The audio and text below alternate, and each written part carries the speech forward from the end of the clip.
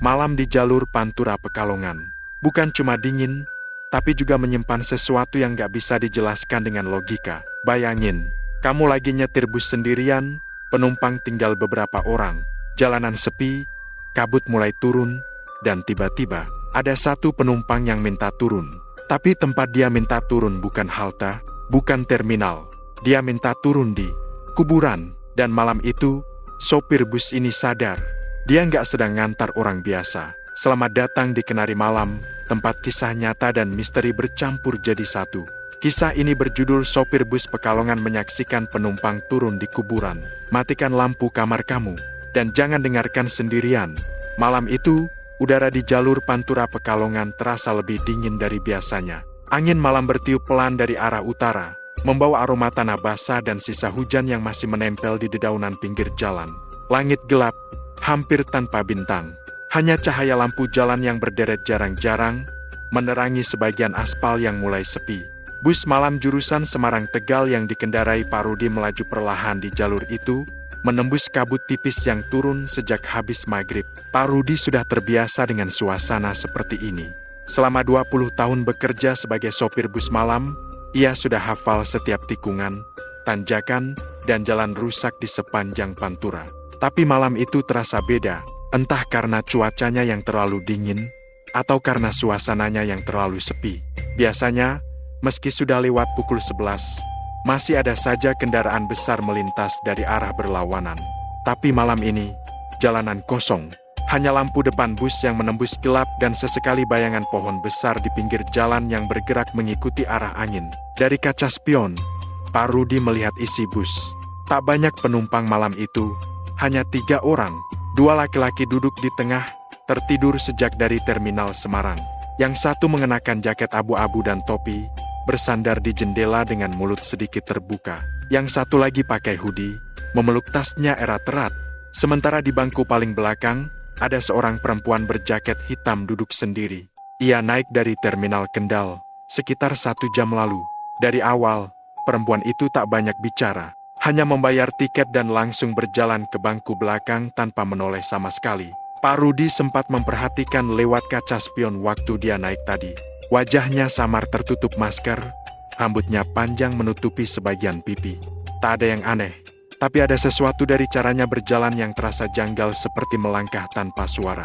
Meski lantai bus logam itu biasanya memantulkan bunyi langkah penumpang lain. Sekarang, setelah perjalanan hampir 2 jam, penumpang itu masih duduk di tempatnya. Tak bergerak, tak bersuara. Hanya sesekali terlihat bayangan kepalanya menoleh keluar jendela, memandangi jalanan gelap di luar sana. Pak Rudi menyalakan rokoknya 1 batang, membuka sedikit kaca jendela agar asapnya keluar. Lagu lawas dari radio kecil di dashboard mengalun pelan, lagu milik Dedi Dores. Kisah sedih di hari Minggu. Lagu itu membuat suasana semakin sendu. Tapi bagi Pak Rudi, suara radio kadang menjadi satu-satunya teman di malam panjang seperti ini. Bus melaju stabil. Lampu jalan mulai jarang, berganti dengan hamparan sawah yang luas di kiri kanan jalan. Di kejauhan, terlihat siluet bukit samar-samar tertutup kabut. Kadang, seekor anjing liar melintas menyeberang jalan tanpa suara. Pak Rudi memelankan gas, lalu menatap kembali ke spion. 2 penumpang masih tertidur, tapi perempuan di belakang itu sekarang menunduk, seperti sedang memeluk sesuatu di pangkuannya. Entah kenapa, pemandangan itu membuat perasaan Pak Rudi agak tidak tenang. Ada semacam tekanan aneh di dadanya. Ia menegakkan badan, mencoba mengusir pikiran aneh. Paling juga orang capek. Perjalanan jauh, gumamnya. Namun, baru beberapa menit setelah gumaman itu, suara dari belakang tiba-tiba terdengar pelan. Suara perempuan, lembut tapi nadanya datar.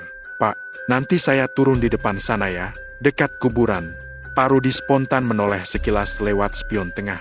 Samar-samar terlihat bayangan sosok perempuan itu masih duduk di tempat yang sama. Hanya saja, karena lampu dalam bus sudah diredupkan, wajahnya tak kelihatan jelas. Kuburan mana, Mbak?" tanya Pak Rudi, mencoba memastikan dengan nada sopan. Jawabannya terdengar pelan, hampir seperti bisikan. "Yang di pinggir jalan itu, Pak, nanti kelihatan." Suara itu begitu datar, tanpa emosi, tapi dinginnya menembus ke tulang. Sekujur tubuh Pak Rudi tiba-tiba merinding. Ia tak tahu kenapa, Tapi kata kuburan di tengah malam seperti ini terasa janggal. Kuburan mana yang dimaksud? Di jalur ini memang ada beberapa kompleks makam tua, tapi semuanya terletak agak jauh dari jalan besar. Pak Rudi mencoba menenangkan diri. Ia menyalakan kembali radio, tapi suara radio malah berdesis seperti kehilangan sinyal. Lagu berhenti, digantikan oleh bunyi kerses, yang pelan namun menusuk telinga. Ia segera mematikannya lagi. Suasana jadi hening total. Hanya terdengar suara mesin bus yang menderu pelan dan gesekan ban di aspal yang mulai lembab. Dari luar, angin bertiup semakin kencang, membuat dedaunan bambu di sisi jalan bergesekan menimbulkan suara lirih yang tak beraturan. Sambil tetap menyetir, Pak Rudi melirik ke kanan dan kiri jalan. Tak ada tanda-tanda kuburan di sekitar sini. Yang ada cuma sawah, pepohonan, dan kadang rumah-rumah kecil yang jarang sekali ada lampunya. Ia menatap jam digital kecil di dashboard pukul 11:43. Masih ada waktu sekitar 1 jam sebelum sampai di Terminal Tegal. Ia berpikir, mungkin perempuan itu tinggal di dekat area makam desa. Banyak juga rumah yang lokasinya bersebelahan dengan pemakaman di jalur Pantura. Tapi tetap saja, cara bicara perempuan itu terasa ganjil. Suaranya datar, tanpa nada gugup, tanpa permintaan. Lebih seperti memberitahu sesuatu yang memang harus terjadi. Pak Rudi menelan ludah. Tangannya yang menggenggam setir mulai berkeringat. Ia mencoba menyalakan lampu kabin sebentar, sekadar untuk memastikan keadaan penumpang. Begitu lampu menyala, ia melirik lewat spion 2 penumpang laki-laki masih tertidur pulas, dan perempuan itu masih di tempatnya. Tapi posisi tubuhnya berubah. Sekarang ia menatap lurus ke depan, ke arah Pak Rudi, meski jarak mereka lumayan jauh. Mata Pak Rudi bertemu pantulan matanya di spion selama beberapa detik. Lalu cepat-cepat ia mematikan lampu kabin lagi. Entah kenapa, tatapan itu terasa kosong. Bukan marah, bukan sedih, tapi seperti tidak hidup. Jantung Pak Rudi berdetak lebih cepat. Ia menatap lurus ke jalan, pura-pura tidak sadar. Tenang, Rod, jangan mikir yang aneh-aneh.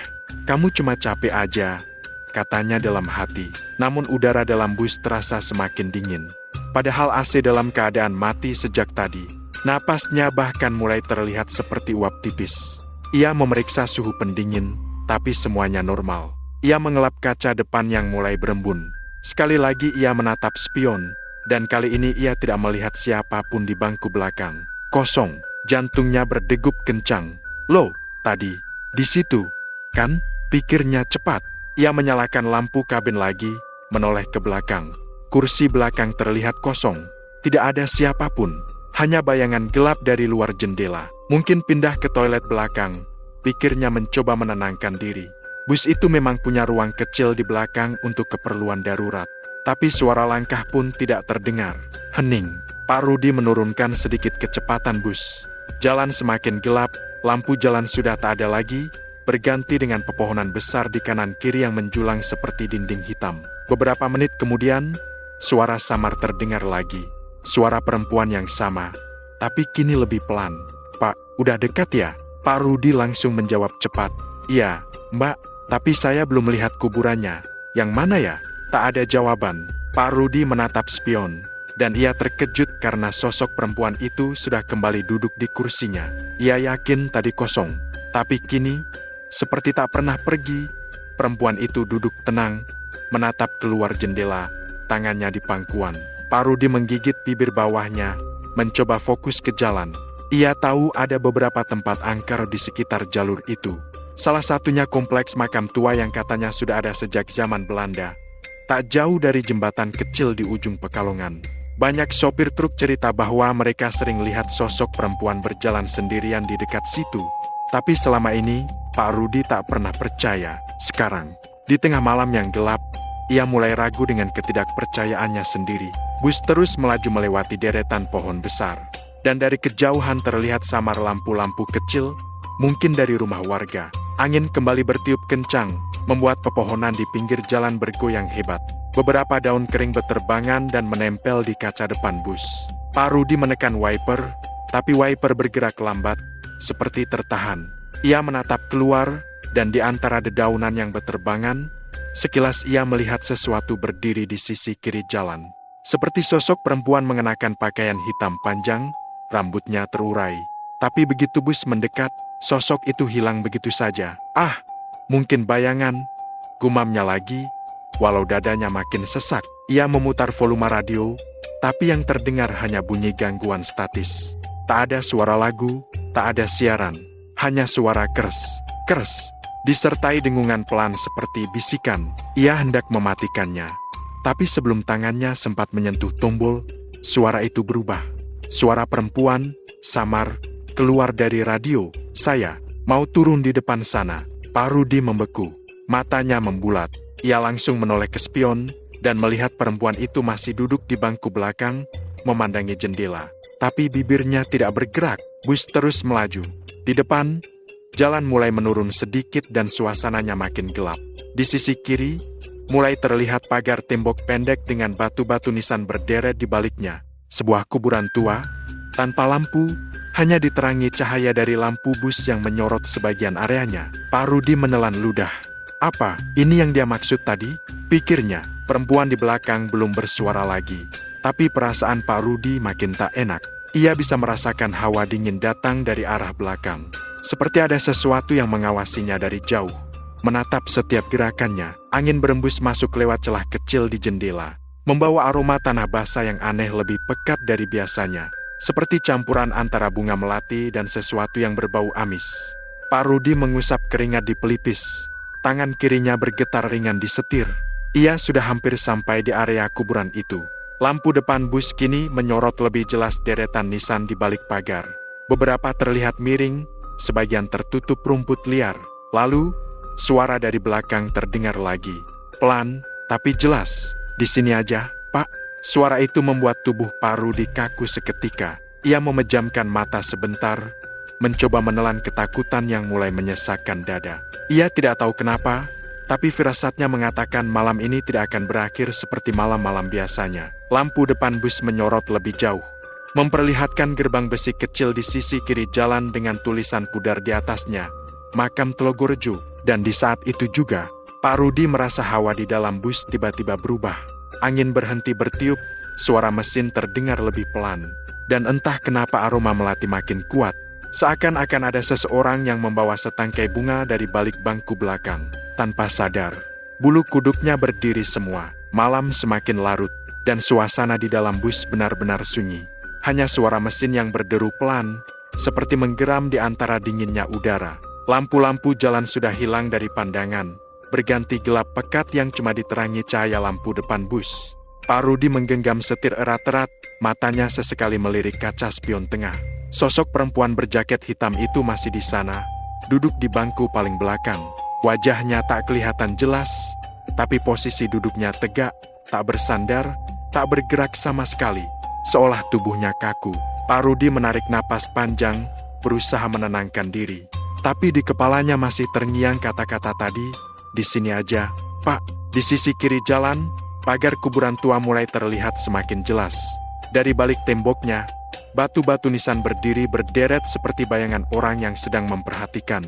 Angin malam tiba-tiba bertiup kencang, membuat dedaunan di sekitar bergesekan keras. "Ah, cuma angin, Rod, cuma angin," gumamnya pelan. Ia memperlambat laju bus, menyalakan lampu sein ke kiri. Tapi entah kenapa, saat lampu itu berkedip, hawa di dalam bus terasa aneh. Seperti makin dingin, bahkan napasnya mulai terlihat keluar dalam bentuk uap tipis. Pak Rudi melirik ke kaca spion sekali lagi. Tapi kali ini, ia terkejut. Perempuan itu tidak ada. Bangku belakang kosong. Ia langsung menoleh cepat ke belakang, tapi tak melihat siapapun. Hanya kursi kosong yang diterangi cahaya lampu kabin redup. "Mbak," panggilnya, suaranya agak gemetar. Tidak ada sahutan. Yang terdengar hanya suara mesin dan desau angin dari luar. "Mbak, udah mau turun ya? Ini, kuburannya di sini, loh, masih sepi." Pak Rudi menatap ke arah pintu otomatis di depan. Tak ada tanda-tanda terbuka, tak ada langkah kaki, tak ada bayangan berjalan ke arah depan. Ia menatap kembali ke kursi belakang. Tapi entah kenapa, perasaannya mengatakan, perempuan itu masih di sana. Bukan di kursi, tapi di suatu tempat yang lebih gelap. Tiba-tiba, tanpa ia tekan, lampu kabin menyala sendiri. Cahaya kuning temaram mengisi seluruh bagian dalam bus. Pak Rudi memicingkan mata, lalu pelan-pelan menoleh ke belakang. Dan di sana, perempuan itu sudah duduk lagi, persis di kursi yang sama. Tapi kali ini, kepalanya menunduk, rambut panjangnya terurai menutupi wajah. Bahunya bergerak sedikit, seperti sedang menunduk menangis. Pak Rudi diam, tubuhnya membeku. Ingin bicara, tapi tenggorokannya kering. Tangannya bergetar di setir. Enggak, udah sampai. Loh, katanya dengan suara pelan, hampir seperti berbisik. Perempuan itu tidak menjawab. Lampu kabin berkedip pelan, klik, klik, klik, lalu mati lagi. Gelap kembali menguasai dalam bus. Hanya cahaya redup dari dashboard yang memantulkan bayangan samar tubuh Pak Rudi. Ia menoleh ke depan, mencoba mengabaikan apa yang barusan ia lihat. Tapi pandangan matanya tiba-tiba menangkap sesuatu lewat kaca spion. Sosok itu kini berdiri, tubuhnya tegak, menghadap ke depan, tapi kepalanya menunduk. Dari jarak sejauh itu, Pak Rudi bisa melihat rambut hitam panjang menjuntai sampai dada. Ia menatap lurus ke spion, memastikan pandangannya tidak salah. Tapi begitu bus sedikit berguncang karena jalan berlubang, sosok itu hilang lagi. Pak Rudi langsung menginjak rem pelan, lalu menghentikan bus tepat di depan pagar kuburan.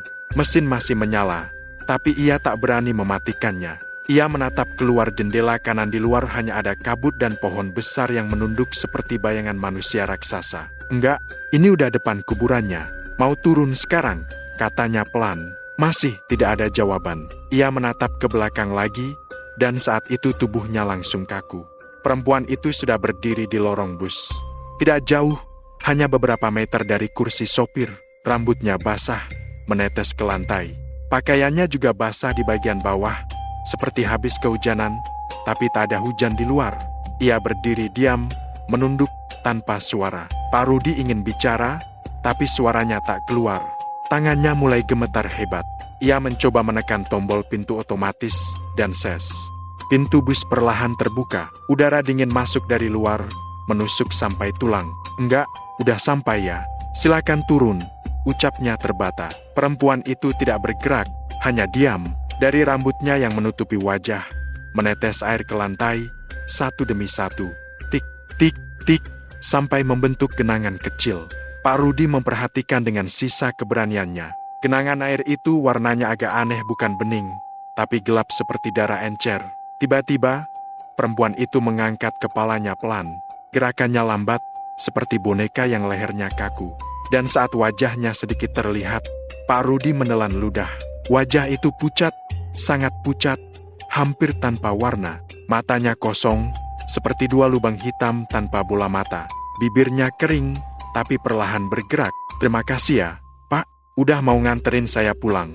Suaranya lirih, tapi terdengar jelas di seluruh bus. Setelah itu, perempuan itu melangkah ke arah pintu.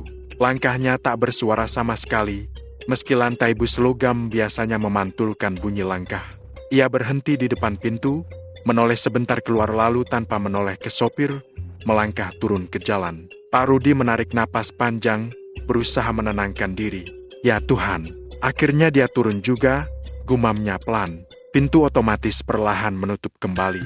Tapi baru beberapa detik setelah bus berjalan lagi, Pak Rudi sadar tidak ada siapapun di luar. Ia menoleh cepat ke kaca spion luar, mencoba memastikan. Jalan sepi, kuburan gelap, tak ada sosok yang berjalan. Hanya pagar tua dan batu nisan. Padahal ia jelas melihat perempuan itu turun tadi. Bus terus melaju pelan, dan saat itulah ia mencium sesuatu bau melati yang sangat kuat. Semakin jauh bus dari kuburan itu, semakin pekat bau itu. Ia menatap kaca spion lagi, dan kali ini sesuatu membuat darahnya membeku. Di kursi belakang, yang barusan kosong, ada bayangan duduk lagi. Sosok perempuan itu. Tapi kini wajahnya menatap lurus ke depan, tanpa menunduk. Dan dari kejauhan, Pak Rudi bisa melihat mulutnya tersenyum tipis. Senyuman yang aneh, bukan ramah, bukan bahagia, tapi dingin. Seperti seseorang yang baru saja kembali ke tempat asalnya. Pak Rudi menoleh cepat ke depan, menginjak gas dalam-dalam. Bus melaju lebih cepat di tengah jalan yang makin gelap. Tapi di kaca spion, bayangan itu tidak hilang.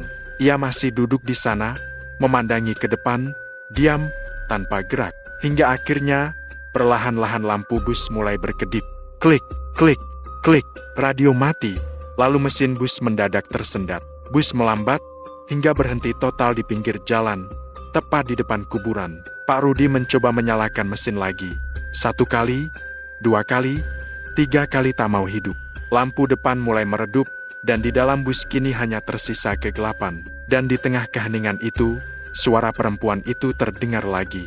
Tapi kali ini bukan dari belakang, bukan dari luar.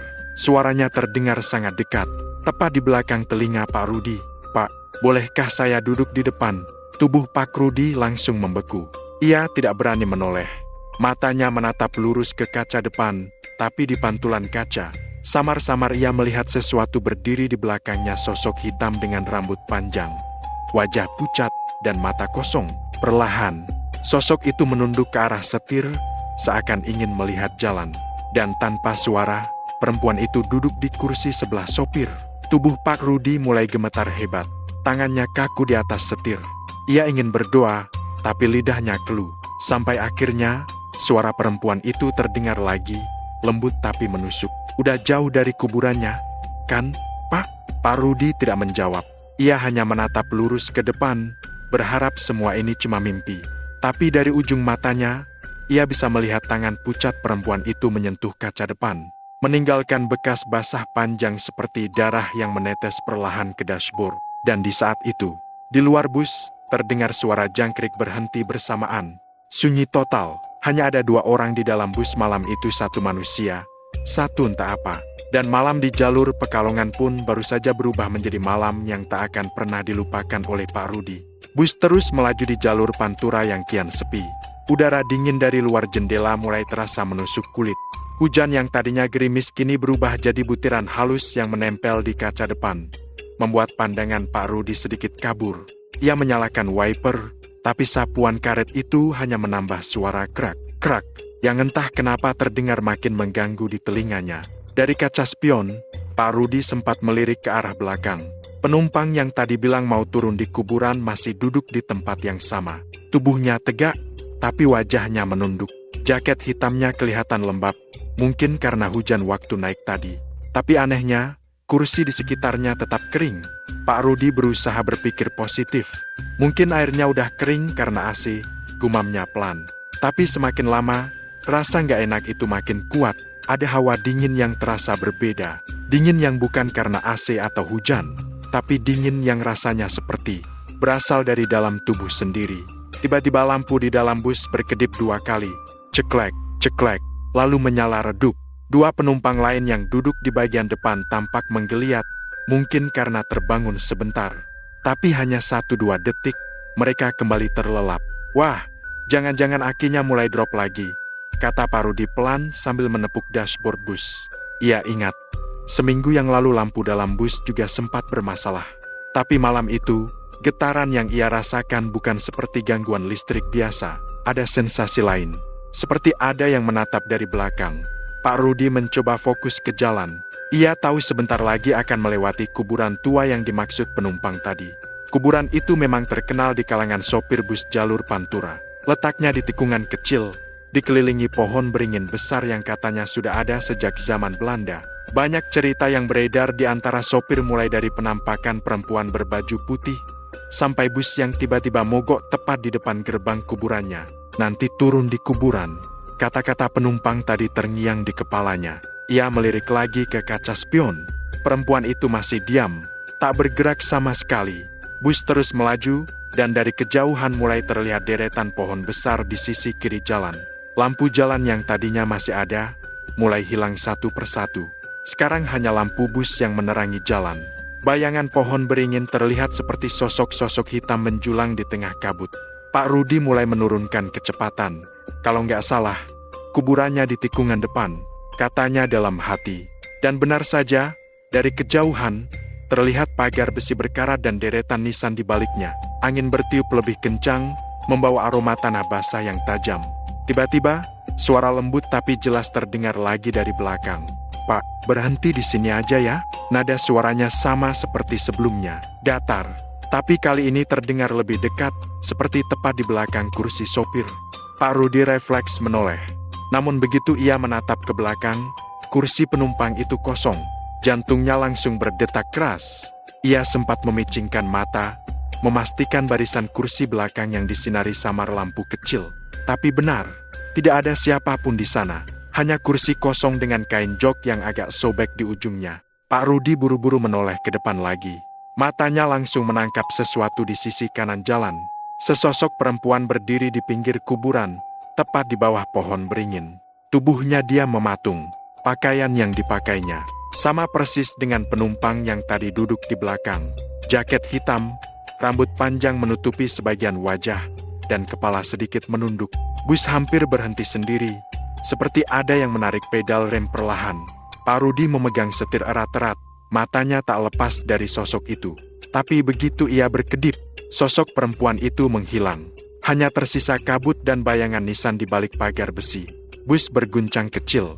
Dua penumpang di depan masih tertidur lelap, seolah tak terjadi apa-apa. Pak Rudi menelan ludah. Tangannya gemetar saat menggenggam setir. Ia menoleh lagi ke kaca spion, setengah berharap penumpang tadi sudah kembali duduk di kursinya. Tapi tetap kosong. Ya Allah, bisiknya lirih. Ia mencoba menenangkan diri, menepuk pipinya pelan agar sadar sepenuhnya. Mungkin cuma halusinasi. Kurang tidur, pikirnya mencoba menenangkan diri. Tapi rasa aneh itu makin kuat. Saat ia hendak melajukan bus lagi, terdengar suara pintu belakang terbuka perlahan. Cek, Pak Rudi menoleh cepat. Tapi tidak ada siapapun di sana. Hanya suara berdecit dari engsel pintu yang bergerak sendiri. Angin malam masuk dari celah pintu yang terbuka, membuat tirai kecil di belakang berkibar pelan. Seketika hawa di dalam bus berubah. Dingin menusuk, sampai napas Pak Rudi keluar seperti asap. Dan dari kaca spion, samar-samar ia melihat sesuatu di lantai belakang. Jejak kaki basah, meninggalkan bekas air yang memanjang dari kursi penumpang tadi menuju pintu keluar. Jejak itu berhenti di dekat tangga bus, lalu menghilang. Pak Rudi menatap kosong ke depan. Tangannya gemetar parah sekarang. Ia mencoba menutup pintu lewat tombol otomatis, tapi tombolnya macet. Bus tiba-tiba bergetar ringan, seolah ada sesuatu yang bergerak di atap. Tok, tok, tok. Suara seperti langkah kaki di atas kepala, pelan tapi teratur. Ya Allah, jangan main-main, gumam Pak Rudi sambil memegang kemudi erat. Ia coba melanjutkan perjalanan, menekan pedal gas. Tapi entah kenapa bus tidak mau melaju. Mesin masih hidup, tapi seperti tertahan. Lalu terdengar suara napas panjang, berat, seperti seseorang menghela dari dekat telinganya. Pak Rudi spontan menoleh ke arah kanan, dan saat itulah matanya menangkap pantulan di kaca jendela. Ada bayangan perempuan dengan wajah pucat duduk di kursi belakangnya, menatap lurus ke arahnya lewat pantulan kaca. Matanya kosong, tanpa pupil, dan dari hidungnya menetes air seperti darah hitam. Pak Rudi menjerit pelan dan memejamkan mata. Allahu Akbar. Begitu ia buka lagi matanya, bayangan itu hilang. Tapi dari kaca spion, ia bisa lihat sesuatu yang bergerak pelan di lantai bus. Sebuah kain hitam menjulur dari bawah kursi, seperti tangan seseorang yang berusaha keluar dari celah. Ia langsung injak pedal gas sekuat tenaga. Bus melompat maju, menembus kabut malam dengan kecepatan tinggi. Suara mesin meraung keras, dan getaran keras terasa sampai ke seluruh bodi bus. Setelah sekitar 100 meter, ia baru berhenti di pinggir jalan yang agak terang, dekat warung yang sudah tutup. Napasnya tersengal, keringat dingin membasahi lehernya meskipun udara malam begitu menusuk. Ia menatap kaca spion sekali lagi. Kursi di belakang kosong. Tirai kecil tidak bergerak, tidak ada jejak air, tidak ada siapapun. Namun di kaca belakang bus, dari arah luar, samar-samar terlihat bekas tangan basah menempel di sana. 5 jari panjang, dan di bawahnya, ada tulisan kabur yang seperti terbentuk dari wapah yang sudah sampai. Pak Rudi terpaku. Ia tahu betul itu tulisan tangan penumpang yang tadi. Dan malam itu, ia baru sadar. Penumpang yang ia antarkan bukan manusia biasa. Pak Rudi masih duduk di kursinya, terdiam cukup lama. Napasnya masih berat, telapak tangannya dingin, dan jantungnya berdetak tidak karuan. Ia memandangi tulisan kabur di kaca belakang bus itu, lama sekali tulisan yang seolah menatap balik padanya. Kata sudah sampai itu pelan-pelan memudar bersama uap air. Tapi bayangannya masih tertinggal di pikiran Pak Rudi. Ia mencoba menenangkan diri. Dipegangnya kemudi erat-erat, lalu ia menarik napas panjang. Rudi, sadar. Rod, jangan panik, jangan mikir aneh-aneh.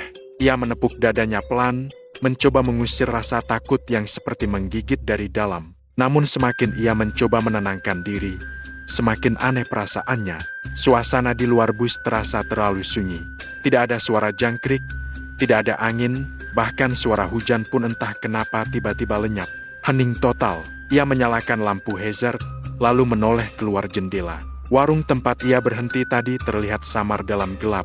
Lampu-lampunya padam, seperti tak pernah menyala. Padahal tadi ia jelas melihat cahaya dari kejauhan. Itulah alasan kenapa ia memilih berhenti di situ.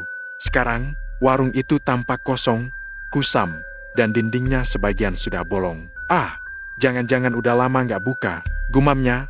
Walau di dalam hati ia tahu, ada yang jauh lebih aneh daripada itu. Ia mengusap wajahnya dengan kedua tangan, lalu menoleh ke kursi belakang sekali lagi. Semuanya masih sama kosong, tenang, dan sepi. Tapi Pak Rudi tidak bisa menghilangkan rasa kalau ada yang masih duduk di sana. Ia menyalakan mesin lagi. Bus bergetar pelan, lampu dashboard menyala, dan suara mesin kembali hidup. Namun sebelum ia sempat menekan pedal gas, terdengar bunyi ketukan pelan dari luar. Tuk, tuk, pelan, tapi jelas. Pak Rudi menoleh. Dari jendela sisi kanan, samar terlihat sesuatu berdiri di luar. Bukan manusia biasa. Wujudnya seperti perempuan dengan rambut panjang menutupi muka, pakaian hitam basah menempel di tubuhnya, dan tangannya menempel di kaca persis di tempat tulisan itu muncul tadi. Pak Rudi langsung tersentak, hampir berteriak. Ia menutup matanya sejenak, berharap itu cuma bayangan atau pantulan cahaya. Tapi saat ia buka lagi, sosok itu masih di sana. Menunduk, lalu pelan-pelan kepalanya terangkat. Wajahnya pucat, sangat pucat, dengan mata kosong seperti dua lubang gelap. Mulutnya sedikit terbuka, mengeluarkan suara lirih yang membuat udara di dalam bus jadi beku. Sudah, sampai. Pak Rudi spontan menekan klakson panjang. Tieyit, suara keras itu memecah kesunyian malam. Sosok itu menghilang seketika, seperti tertiup angin. Pak Rudi langsung injak gas dalam-dalam. Bus melaju kencang, meninggalkan warung kosong dan jalanan itu di belakang. Ia tak peduli lagi soal jadwal atau penumpang. Yang penting ia keluar dari tempat itu. Namun begitu bus melewati tikungan besar, ia melihat sesuatu yang membuat darahnya berhenti mengalir sesaat. Di sisi kiri jalan, tepat di bawah pohon beringin, ada kuburan yang sangat besar. Pagar besinya berkarat, sebagian tertutup lumut. Dan di depan pagar itu, ada sebuah papan kayu kecil bertuliskan huruf pudar. Makam Umum Pekalongan Timur dilarang masuk setelah pukul 11 malam. Pak Rudi spontan menatap jam tangannya. Pukul 11,47 malam. Ia menelan ludah. Rasanya tenggorokannya kering. Berarti tadi dia minta turun di sini. Bisiknya pelan. Ia mengurangi kecepatan, tapi tiba-tiba bus seperti bergerak sendiri. Setirnya berputar ke kiri perlahan, seolah ada kekuatan lain yang mengarahkannya ke pintu kuburan itu. Apaan ini? Pak Rudi panik. Ia mencoba menahan setir, tapi tak bisa. Seperti dikunci. Bus berhenti tepat di depan pagar besi yang sudah berkarat itu. Mesin mati sendiri, lampu depan berkedip 2 kali, lalu padam. Semuanya hening. Pak Rudi duduk membeku. Dari balik kaca depan, ia bisa melihat deretan nisan di balik pagar, diselimuti kabut tipis. Ada yang miring, ada yang tertutup rumput liar. Tapi yang paling membuatnya menggigil adalah satu nisan di barisan depan lebih besar dan baru. Di bagian atasnya tergantung kain hitam yang berkibar tertiup angin malam. Dan di bawah nisan itu, ada sesuatu yang aneh. Tampak seperti seseorang sedang duduk bersimpuh, menunduk. Rambut panjangnya terurai menutupi wajah. Jaket hitam. Pak Rudi menatap tak percaya. Itu, nggak mungkin. Perempuan itu penumpangnya tadi sedang duduk di depan nisan itu. Tanpa pikir panjang, ia langsung menyalakan mesin lagi. Tapi mesinnya tidak merespons. Hanya suara klik-klik-klik kecil dari starter yang tidak berfungsi. Ia mencoba lagi. Tetap gagal. Dan saat ia menatap ke depan lagi, sosok itu sudah tidak ada. Pak Rudi langsung panik. Ia membuka kaca jendela sedikit untuk memastikan. Tapi yang terdengar justru suara langkah pelan di sisi busnya. Tap, tap, tap. Langkah yang mendekat, semakin lama semakin jelas.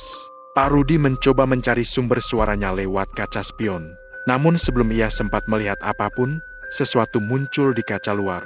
Sebuah tangan pucat menempel di sana, pelan, lalu 2 mata kosong muncul di bawahnya, menatap lurus ke arahnya. Pak Rudi menjerit, menutup kaca jendela cepat-cepat dan menekan tombol kunci pintu. Namun suara langkah itu kini berpindah ke sisi kiri, lalu ke belakang bus.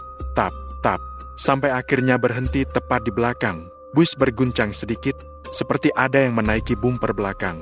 Pak Rudi menatap ke kaca spion tengah. Awalnya hanya gelap, tapi pelan-pelan muncul bayangan seseorang berdiri di dalam bus, di lorong tengah antara kursi-kursi kosong. Tubuhnya tegak, wajahnya tertunduk, dan jaket hitamnya masih sama seperti sebelumnya. Ia tidak ingat kapan pintu bus itu terbuka, tapi entah bagaimana, sosok itu sekarang ada di dalam. Pak Rudi gemetar.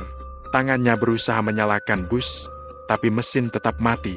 Sosok itu mulai berjalan pelan ke arah depan, langkahnya nyaris tanpa suara. 1 langkah, 2 langkah, 3 langkah. Pak Rudi meraih rosario kecil yang tergantung di dekat speedometer dan menggenggamnya kuat-kuat. Astagfirullah, astagfirullahaladzim. Tiba-tiba, dari speaker radio bus, terdengar suara pelan perempuan itu sama persis seperti sebelumnya. Pak, sudah sampai. Lampu di dalam bus langsung padam total. Hening, gelap. Beberapa detik kemudian, lampu depan menyala sendiri dengan cahaya yang redup. Dan di kursi penumpang belakang, Pak Rudi bisa melihat jelas perempuan itu duduk di sana lagi. Dia menatap ke depan, dengan air hitam menetes dari dagunya. Namun kali ini, di kursi di sebelahnya, ada satu bayangan lain. Sosok tanpa wajah, berpakaian hitam juga, duduk menunduk. Pak Rudi terpaku. Nafasnya tersengal, matanya membulat penuh. Ia merasa tubuhnya kaku, sulit bergerak. Lalu terdengar suara pintu belakang terbuka lagi. Dan sebelum ia sempat menoleh, terdengar suara pelan di telinganya. Sekarang giliran kamu, Pak. Udara di dalam bus tiba-tiba berubah dingin luar biasa, seperti masuk ke ruang beku. Semua lampu padam, dan dari luar hanya terlihat bus yang berhenti diam di depan kuburan tanpa suara, tanpa cahaya, tanpa kehidupan. Malam itu, di jalur Pantura Pekalongan, satu bus malam tidak pernah sampai ke terminal. Dan sampai hari ini, warga sekitar kadang masih melihat cahaya lampu bus melintas pelan di depan kuburan itu setiap tengah malam. Padahal, jalan itu sudah lama ditutup. Keesokan paginya, langit Pekalongan tampak mendung. Kabut masih menggantung rendah di atas jalan Pantura. Seorang penjaga tambal ban bernama Pak Nartu baru saja membuka tempat kerjanya di pinggir jalan, ketika matanya menangkap sesuatu yang tidak biasa di kejauhan. Sebuah bus malam berwarna biru tua terparkir miring di dekat tikungan kuburan. Lampunya padam, tapi posisi bannya setengah masuk ke parit kecil di pinggir jalan. Loh, siapa yang ninggalin bus di situ? Gumam Pak Nartu sambil menyipitkan mata. Ia tahu betul, tikungan itu seharusnya kosong. Tidak ada kendaraan yang parkir di sana, apalagi bus besar. Biasanya cuma dilewati kendaraan dari Semarang menuju Tegal. Ia sempat berpikir mungkin sopirnya sedang istirahat. Tapi setelah diperhatikan lagi, tidak ada siapapun di dalamnya. Bus itu tampak dingin dan berembun, seolah sudah lama terdiam. Dari jarak beberapa meter, terlihat jendela-jendelanya tertutup rapat. Tapi bagian kaca depan pecah di sisi kanan. Ada bekas tangan menempel di situ seperti bekas tangan manusia, tapi panjang dan tipis, dengan 5 garis yang jelas. Pak Narto merasa tengkuknya merinding. Ia menelan ludah, lalu berjalan mendekat perlahan. Setiap langkah terasa berat. Udara di sekitar kuburan itu entah kenapa jauh lebih dingin dari biasanya. Hening pula. Tak ada suara burung, tak ada kendaraan lain lewat. Sampai akhirnya ia berdiri tepat di depan bus itu. Tulisan di bodinya masih bisa terbaca, Pos Sarijaya jurusan Semarang Tegal via Pekalongan. Ia mengetuk kaca depan pelan. Permisi, ada orang. Tidak ada jawaban. Ia coba buka pintu depan bus, tapi terkunci rapat. Namun anehnya, saat ia beralih ke pintu tengah dan menarik tuas kecilnya, pintunya justru terbuka sendiri, seperti ada yang membukakan dari dalam. Hawa lembab langsung keluar dari dalam bus, disertai aroma aneh campuran antara bau besi berkarat dan tanah basah. Pak Narto menutup hidungnya, tapi rasa penasaran mengalahkan rasa takut. Ia menyalakan senter kecil dari HP-nya dan melangkah naik ke dalam bus. Begitu kaki kirinya menginjak lantai, terdengar bunyi cek, cek dari lantai belakang. Ia menyorotkan senter ke arah sana. Kosong, hanya deretan kursi penumpang yang berdebu. Ya Allah, bisiknya lirih. Kursi bagian belakang terlihat sedikit basah, dan di bawahnya ada genangan air kecil yang berwarna gelap. Ia mengarahkan senter ke arah genangan itu dan mendapati bekas telapak kaki yang memanjang dari kursi belakang menuju ke pintu keluar. Telapak kaki itu bukan kaki biasa. Ukurannya kecil seperti kaki perempuan, tapi warnanya keabu-abuan, dan hanya satu baris seolah hanya satu orang yang berjalan, tapi tanpa suara. Pak Narto mundur setapak. Wah, ini aneh. Masa orang turun di kuburan? Gumamnya. Ia melanjutkan langkah ke depan, mendekati kursi sopir. Di situ, ia menemukan sesuatu yang membuatnya bergidik ngeri. Di atas dashboard, ada rosario kecil tergantung masih basah, seperti baru saja dipegang seseorang. Dan di kursi sopir, ada jaket terlipat rapi, warna hitam, dengan noda tanah di bagian lengan. Namun yang paling membuat darahnya dingin, adalah ketika ia melihat kaca spion tengah. Di permukaan kacanya, masih tertulis samar dengan bekas jari basah, sudah sampai. Pak Narto langsung mundur cepat, hampir jatuh dari tangga bus. Ia keluar dengan wajah pucat dan napas terengah-engah. Bus ini bukan bus biasa, katanya gemetar. Beberapa menit kemudian, dua warga lain datang setelah melihat Pak Narto berdiri gemetar di pinggir jalan. Mereka, Pak Hadi dan Mas Tono, ikut penasaran dan naik ke dalam bus. Tapi sama seperti Pak Narto, mereka juga merasa ada sesuatu yang tidak beres.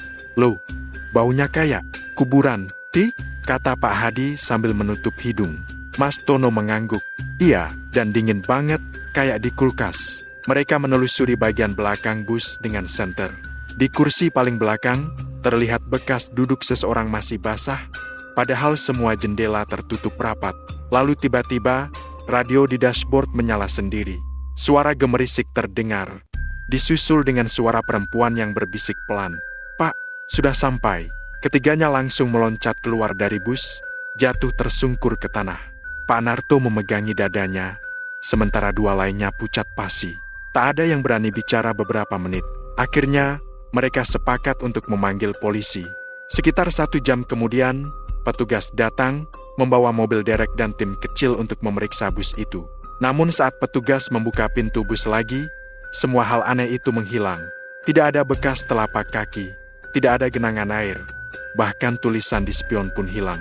Bus tampak normal, hanya kuncinya yang tidak ditemukan dimanapun. Pemilik ponya sudah dihubungi, tanya salah satu polisi. Pak Narto mengangguk. Udah, Pak, katanya ini bus Sarijaya jurusan Semarang Tegal. Tapi, katanya semalam bus ini nggak ada jadwal jalan. Polisi saling berpandangan. Maksudnya, katanya bus ini lagi diservis di garasi sejak 3 hari lalu. Jawab Pak Narto pelan. Semuanya terdiam. Polisi memeriksa plat nomor bus itu dan mencocokkan dengan data dari perusahaan otobus. Dan benar bus itu seharusnya tidak berada di jalan malam itu. Menurut data, bus tersebut baru akan beroperasi minggu depan setelah perbaikan. Loh, kalau begitu, siapa yang bawa bus ini ke sini? Tanya Pak Hadi bingung. Petugas hanya geleng-geleng kepala. Mereka akhirnya memutuskan menarik bus itu ke kantor polisi untuk pemeriksaan lebih lanjut. Namun saat mobil derek mulai menarik bus, salah satu ban belakang bus tiba-tiba tergelincir ke parit. Petugas berusaha menstabilkan posisi dengan dongkrak. Saat itu, Mas Tono yang berdiri agak jauh tiba-tiba melihat sesuatu di kaca belakang bus. Astaga, Pak, lihat itu, teriaknya. Semua orang menoleh. Di kaca belakang bus, samar-samar terlihat sosok perempuan berdiri di dalam bus rambut panjang, wajah pucat, menunduk, dan memakai jaket hitam. Beberapa petugas refleks mundur, sebagian lagi mencoba menyorot dengan senter. Tapi begitu cahaya menembus kaca, sosok itu menghilang begitu saja. Bus akhirnya berhasil dinaikkan ke derek dan dibawa pergi. Tapi sepanjang jalan menuju kantor polisi, pengemudi derek bersumpah ia mendengar suara dari dalam bus. Kadang seperti langkah kaki, kadang seperti suara seseorang duduk di kursi belakang. Dan setiap kali ia melirik lewat kaca spion kecilnya, ia selalu melihat bayangan perempuan di kursi belakang bus itu meski ia tahu bus itu kosong. Ketika bus sampai di halaman kantor polisi Pekalongan, petugas yang bertugas malam hari menutup laporan dengan satu catatan aneh. Bus malam ditemukan tanpa sopir, tanpa penumpang, mesin masih hangat, dan posisi rem tangan tidak aktif. Diduga bus ini berhenti sendiri. Namun malamnya, seorang polisi jaga yang tak sengaja lewat di garasi tempat bus itu diparkir, mendengar suara dari dalam. Suara perempuan yang pelan dan jelas. Pak, saya sudah sampai. Dan begitu ia menoleh ke arah kaca bus, terlihat bekas tangan basah baru yang menempel di sana. Bekas itu masih ada sampai sekarang. Pagi itu udara terasa aneh, seolah matahari enggan benar-benar muncul. Langit Pekalongan berwarna abu, dan embun masih menempel di kaca depan bus yang terparkir di garasi. Pak Rudi berdiri di depan busnya sambil memandangi bodi kendaraan itu yang tampak kusam. Ia belum benar-benar tidur semalaman. Kepalanya masih dipenuhi bayangan kejadian semalam. Ia menyalakan rokok, menatap ke ujung jalan yang masih sepi. Dalam hatinya, ia masih bertanya-tanya, siapa sebenarnya perempuan yang ia antar malam itu? Dan kenapa harus turun di kuburan? Ia berusaha mengingat wajahnya, tapi setiap kali mencoba, yang muncul di kepalanya cuma kabut, samar. Seperti wajah itu memang gak pernah jelas sejak awal. Saat itu, Andi, kernet muda yang biasa bantuin dia, datang sambil membawa kopi di gelas plastik. "Pagi, Pak," sapa Andi. "Kok udah di sini aja?" Katanya mau istirahat dulu. Pak Rudi cuma mengangguk, mengambil kopi itu. "Gak bisa tidur, Di. Kepikiran semalam." Andi tertawa kecil. "Masih soal penumpang misterius itu?" "Udah, Pak. Mungkin mbaknya cuma orang biasa. Kan banyak juga orang lewat situ." Pak Rudi menatap Andi lama, lalu berkata pelan, "Kalau orang biasa, kenapa dia bisa hilang begitu aja dari bus? Aku lihat sendiri, Di. Kursinya kosong, tapi pintu belakang kebuka pelan. Gak ada siapa-siapa keluar." Andi ikut diam. Sekilas ia mencoba tersenyum, tapi jelas ia juga ngerasa merinding. Mungkin mbaknya udah turun waktu bus berhenti." "Pak, panjenengan aja yang gak sadar." Pak Rudi gak menanggapi. Ia cuma menatap bus itu, lalu berjalan pelan ke arah pintu. "Buka aja, Di. Aku mau lihat bagian belakang." Andi menurut, meski kelihatan ragu. Mereka berdua masuk ke dalam bus yang masih kosong. Aroma solar dan jok yang lembab masih sama seperti semalam. Tapi ada sesuatu yang lain, aroma bunga melati samar-samar tercium di udara. Pak Rudi berhenti di tengah lorong bus. Pandangannya tertuju ke kursi paling belakang, tempat perempuan itu duduk semalam. Di sana, di atas jok kulit yang sudah agak sobek, terlihat sesuatu yang bikin jantungnya berdetak lebih cepat. Seikat rambut hitam panjang tergeletak di kursi. Basah, seperti habis kena air hujan. Andi langsung mundur selangkah. "Pak, itu apaan?" Suaranya bergetar. Pak Rudi mendekat pelan. Tangannya gemetar waktu menyentuh rambut itu. Dingin, dan begitu jari-jarinya menyentuh, aroma busuk samar muncul, bercampur dengan bau melati yang semakin kuat. Ia langsung menarik tangannya dan mundur. "Ini bukan rambut biasa, Di." Ini kayak belum sempat ia selesai bicara, lampu di dalam bus tiba-tiba berkedip 3 kali lalu mati. Hening, hanya terdengar suara detak jantung mereka berdua. Lalu, sesuatu bergerak di kaca belakang. Bayangan perempuan berdiri, menatap mereka dari luar bus. Andi langsung menjerit kecil dan lari ke depan. Tapi Pak Rudi tetap berdiri terpaku. Dari kaca itu, ia bisa lihat jelas perempuan berjaket hitam dengan wajah pucat berdiri di belakang bus. Kepalanya sedikit menunduk, rambutnya basah menempel di pipi, dan matanya gelap. Ia menatap Pak Rudi tanpa berkedip. Pak Rudi mundur beberapa langkah, lalu tiba-tiba kaca belakang bus retak sendiri. Retakannya membentuk seperti jaring laba-laba dari tengah.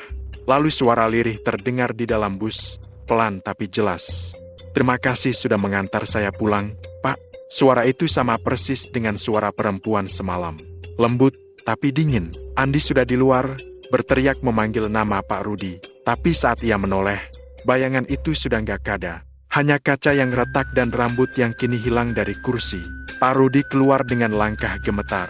"Dia masih di sini, Di," katanya pelan. "Aku yakin." Andi menatapnya dengan wajah pucat. "Pak, udah, yuk balik aja. Jangan ngomong aneh-aneh dulu." Tapi Pak Rudi tetap berdiri di depan busnya.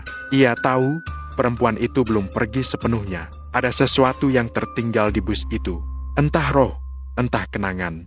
Tapi ia yakin, malam nanti, kalau bus itu kembali melaju melewati kuburan itu lagi, perempuan itu bakal muncul lagi. Ia menatap kaca depan busnya, dan dalam pantulan samar di permukaan kaca, ia melihat sesuatu berdiri di kursi belakang. Bayangan hitam, rambut panjang, dan senyum kecil yang dingin. Pak Rudi menutup mata dan berbisik pelan, "Astagfirullah.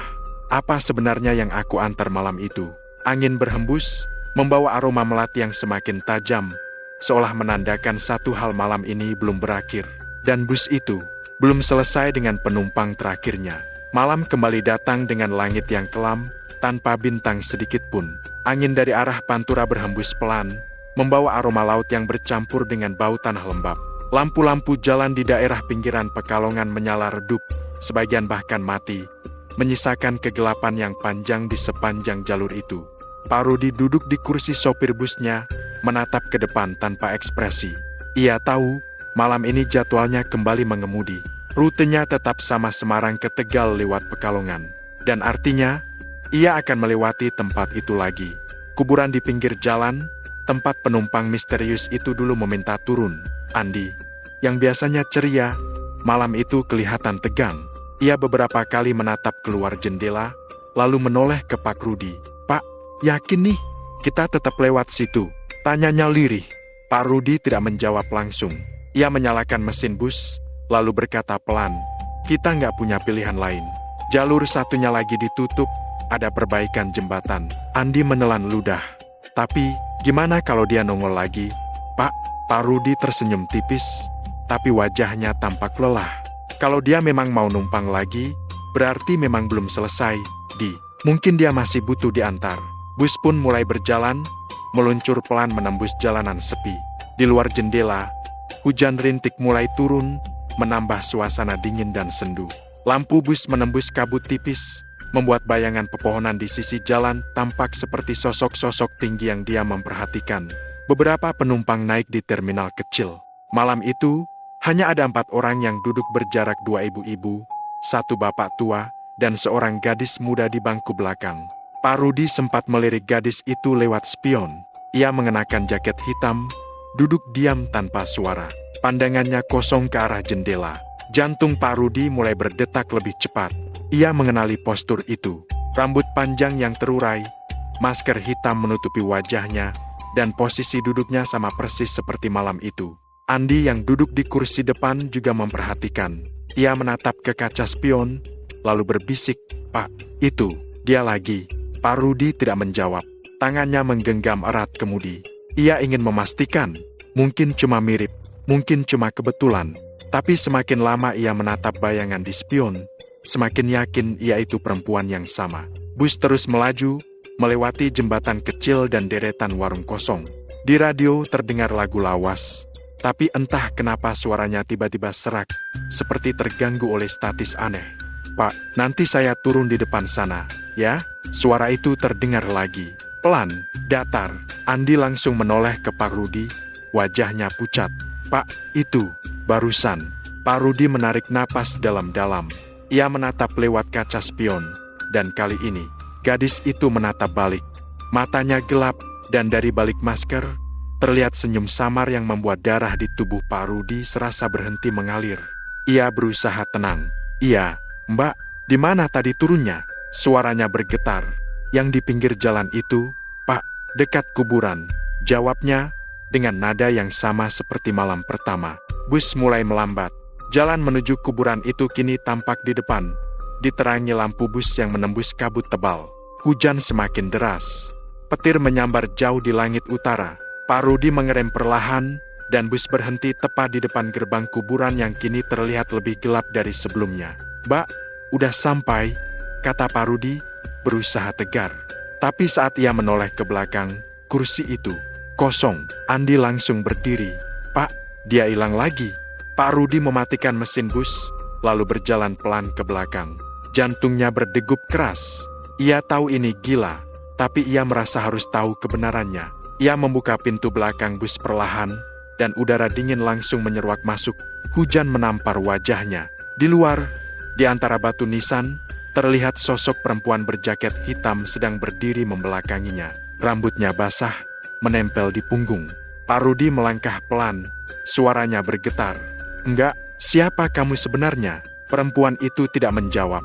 Ia perlahan menoleh. Wajahnya pucat, bibirnya membiru. Mata hitamnya kosong menatap Pak Rudi. Lalu, dengan suara yang lembut namun menusuk telinga, ia berkata, "Terima kasih, Pak Rudi. Sekarang saya sudah sampai rumah." Petir menyambar. Cahaya putih menyilaukan mata. Saat Pak Rudi menutup mata karena kilat itu, Sosok perempuan itu hilang begitu saja. Yang tersisa hanya aroma melati kuat dan suara hujan di antara nisan-nisan tua. Andi yang menunggu di pintu bus berteriak, "Pak, ayo masuk, jangan lama-lama." Pak Rudi kembali ke dalam bus, wajahnya pucat. Ia menatap kaca